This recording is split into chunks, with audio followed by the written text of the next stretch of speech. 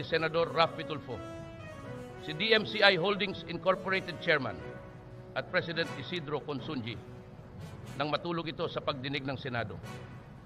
Nangyari ito sa hearing ng Senate Committee on Labor, Employment and Human Resources Development noong Miyerkules, Enero 24. Ang investigasyon ay bunsod ng resolusyong inihain ni Tulfo hinggil sa timely enforcement of judicial decisions in labor disputes. Sa naturang hearing, napansin ni Tulfo na natutulog si Consunji, kaya tinawag niya ang atensyon nito.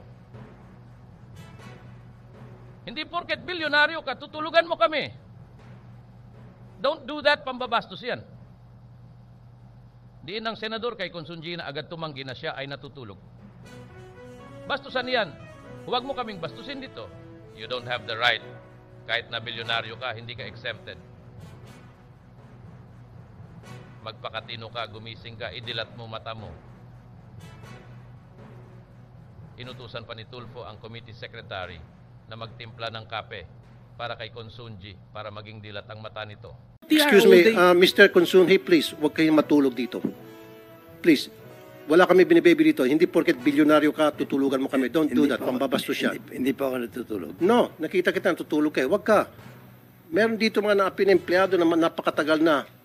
Tapos ngayon tutulugan mo para kayong naging sarcastic dito. Huwag.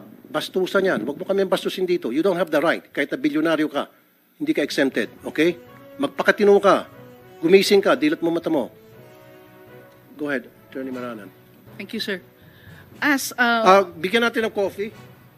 Comsec, bigyan natin ng coffee. Anong gusto niyo? Black or cream? Okay, bigyan. Para magising to.